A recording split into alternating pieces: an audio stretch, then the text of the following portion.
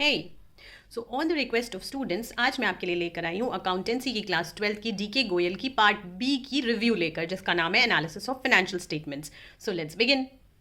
DK Goyal की book 3 part में आती है और इसमें पहला पार्ट जो है वो पार्ट ए है, जिसमें वॉल्यूम 1 एंड वॉल्यूम 2 है। वॉल्यूम 1 में गोयल जी ने पार्टनरशिप कवर कर रखा है, वॉल्यूम 2 में कंपनी अकाउंट्स, और this is the part B जिसमें इन्होंने analysis of financial statements cover कर रखा है। और ये बुक फॉर 2026 एग्जामिनेशंस एप्लीकेबल है।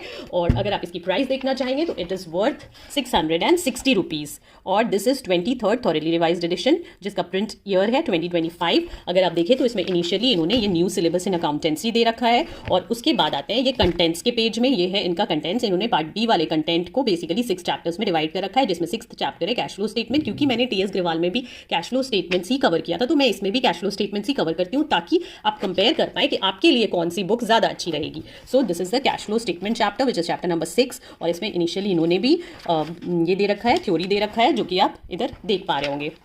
थ्योरी के बाद फाइनली इनके इलस्ट्रेशन स्टार्ट होते हैं यहाँ से।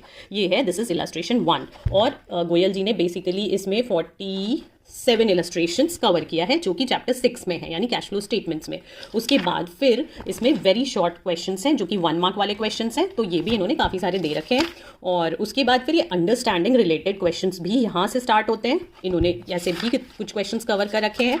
और फिर आते हैं, this is application based questions. इन्होंने कुछ एप्लीकेशन बेस्ड क्वेश्चंस भी दिया हुआ है, जो कि आप देख पा रहे होंगे। और एप्लीकेशन बेस्ड क्वेश्चंस के बाद फाइनली इन्होंने यहाँ पर शॉर्ट आंसर क्वेश्चंस दिया हुआ है, जो कि आपके 3 मार्क्स के क्वेश्चंस आते हैं मेनली। फिर लेटेस्ट सीबीएसई क्वेश्चंस भी इन्होंने बीच बीच में डाल रखे हैं, जिसमें ये पहली बार इस चैप्टर में आया है, तो यहाँ पर भी है। उसके बाद फिर है ये टेस्ट योर अंडरस्टैंडिंग और प्रैक्टिकल क्वेश्चंस। और फिर practical questions, question number 1 to 44 इन्होंने strictly in serial order of illustrations दिया हुआ है। और इसके बाद आता है ये एडिशनल क्वेश्चंस। एडिशनल क्वेश्चंस की लेवल थोड़ी हाई होती है, but it's good for board exams, क्योंकि आपके कॉन्सेप्ट्स इससे काफ़ी खुलते हैं। और इसके बाद फिर आता है ये क्वेश्चंस कंटेनिंग इनकम्प्लीट इन्फॉर्मेशन, मतलब फिलिंग द मिसिंग फिगर्स। इससे भी कॉन्सेप्ट्स क्लियर होते हैं, तो ये भी क्वेश्चंस आपको कर लेने चाहिए। फिर है ये ऑब्जेक्टिव टाइप क्वेश्चंस। इन्होंने कुछ एडिशनल क्वेश्चंस भी दे रखे हैं, जैसे ये तो ट्रू एंड फॉल्स है। इससे भी आपकी थ्योरेटिकल नॉलेज काफ़ी अच्छी हो जाएगी, ताकि आप एमसीक्यूज वगैरह में ना फंसे। फिर है ये फिल इन द ब्लैंक्स के क्वेश्चंस। तो गोयल जी ने ऑब्जेक्टिव क्वेश्चंस को भी काफ़ी अच्छे से कवर कर रखा है। फिर है ये मैचिंग क्वेश्चंस, जो मैंने टीएस ग्रेवाल में नहीं देखा था। It is something different in DK Goyal. और ये मैचिंग क्वेश्चंस भी यहाँ पर भी हैं, जो सैम्पल पेपर में भी क्योंकि आ चुका है ये क्वेश्चन, तो इन्होंने इस तरह के भी क्वेश्चंस का एक सेट कवर कर रखा है। और फिर है यहाँ पर मल्टीपल चॉइस क्वेश्चंस, यानी कि एमसीक्यूज। इसमें भी कुछ क्वेश्चंस जो कि आ चुके हैं वो भी कवर्ड हैं। और फिर आते हैं ये असर्शन रीजन बेस्ड क्वेश्चंस, जो कि डीके गोयल, जो कि टीएस ग्रेवाल में भी कवर्ड था।